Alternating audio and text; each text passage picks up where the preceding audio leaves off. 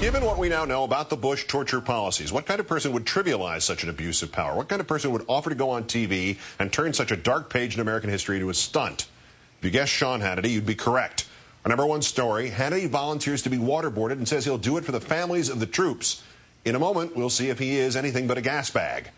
My former MSNBC colleague Charles Grodin went head-to-head with the manatee last night. Hannity wondering aloud at one point, is it really so bad to dunk a terrorist's head in water to make him talk? But as writer Michael Wolff points out today, if Hannity is actually going to go through with this, quote, we ought to insist it be done to him 183 times, the number of times the U.S. waterboarded Khalid Sheikh Mohammed in a single month. So you're for torture, right? I am for enhanced interrogations. I don't believe waterboarding is torture. But you don't believe it's torture. Have you ever been waterboarded? No, but Ollie North has, and I talked to him about it. And would you consent to be waterboarded so we could get the truth out of you? Yeah, sure. We can waterboard you? Sure. Or are you busy on Sunday? I'll do it for charity. I'll let you do it. I wouldn't do it. I'll do it for the troops' families. I wouldn't do it. I'll hand you a towel when you come out of the shower. Ah, yes, another conservative talking big and living small. They're not taking this seriously, and they are talking out of their backsides. What a breakthrough it would be if, by having reality literally forced upon him, a buffoon like Hannity were to realize the deadly seriousness of this. The searing truth that the moment of torture automatically makes the presumed bad guy recipient the victim and makes the torturer into the evildoer. If Hannity could suddenly have this epiphany and involuntarily reveal it to those who somehow take him seriously, you'll do it for charity? For the troops' families? I'll take you up on that, Sean. For every second you last, $1,000. Live or on tape, provided other networks' cameras are there. $1,000 a second, Sean, because this is no game. This is serious stuff. Put your money where your mouth is, and your nose. Oh, and I'll double it when you admit you feared for your life, when you admit the horrible truth. Waterboarding, the symbol of the last administration, is torture. Joining me now, MSNBC analyst, Huffington Post contributor Lawrence O'Donnell. Good evening, Lawrence. Good to be with you, Keith. This pretty much proves it, doesn't it? Hannity and his fellow travelers do not take this topic seriously? No, they don't, and I know why. There's no question about it. The reason Sean Hannity thinks torture is a good idea, the reason Sean Hannity thinks it works, is because it would work on him. There are two different kinds of people out there in the world. The warriors, which are a very, very tiny minority, less than 1% of our population is ever going to face combat. And then there's the rest of us.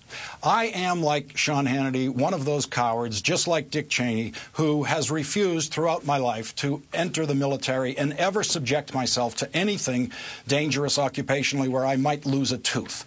That is exactly Sean Hannity's approach to life. And he has exactly the same cowardly fear that I do of combat or submitting myself to anything of the kind of risk that the American military does. And so people who live where Sean Hannity lives, in those safe places, in the safe Cheney home where no one in the Cheney family would ever submit themselves to military service, ever submit themselves to the risk of torture, they think torture works because it would work on them, because they are soft, they are weak people compared to our military service people, and they would crack under torture.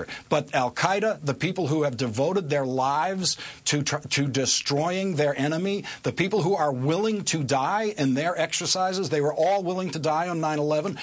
Sean Hannity thinks torture is going to work on them because he has never known the kind of commitment that those people have. Nothing he's done in his life measures that kind of commitment that the American military has or that our enemies have. Our enemies are more committed than Sean Hannity will ever be. So this actual offer that he made last night, so I guess unintentionally, I don't think he worked that out in advance with Chuck Grodin, by invoking the troops' families. What kind of message does that send to them, to the families, if he doesn't follow through on what he promised to do? Well, you know, he owes the families already. He was a big advocate of sending those troops to Iraq and keeping them there in violation of the promise that they went there with, extending their duties beyond the promised time limit. He owes them a week's salary every year. A week's salary is very modest that he owes those families, especially the wounded the families, the people who have wounded victims from that war, the people who've lost people over there. So, you know, this is the beginning of what Sean Hannity owes those families. How did the Republicans get to the point where torture is defended by claiming, as the latest plot line here is, that it saved us from the blowing up of the library tower in L.A. I mean, Sean Hannity repeated it last night. Liz Cheney used it on this network today, apparently believing it. And yet the timeline is not only off, it's off by 6 months. The plot was foiled 6 months before enhanced interrogation even began. Yes, they claim that the waterboarding of Khalid Sheikh Mohammed produced that information. In fact, the FBI challenges the notion that there ever was a plot, a real plot to do this. This was after 9/11.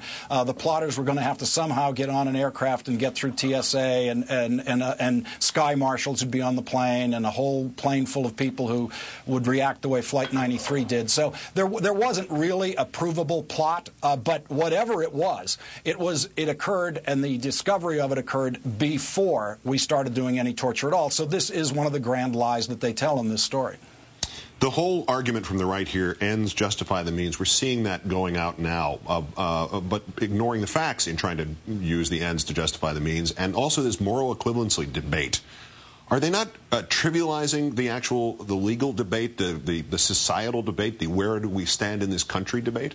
Keith, they are fleeing that debate because that is the unwinnable debate. They want to stay on, we got results with it, which, by the way, they can't prove or they will lie about, and ends justify the means. That's where they want to keep it. If they get to the legal debate, they don't have any leg to stand on. They've got some memos from some legal quacks that no one is willing to support legally, and so they're running away from that legal debate. They don't want to be anywhere near it. Legal quacks. Perfect. Lawrence O'Donnell of MSNBC and Huffington Post, great thanks. And once again to Sean Hannity, $1,000 to charity for every second you last. Thanks, Lawrence. Thanks, Keith. That's countdown to this, the 2,175th day since the previous president declared mission accomplished in Iraq. I'm Keith Olbermann. Good night and good luck.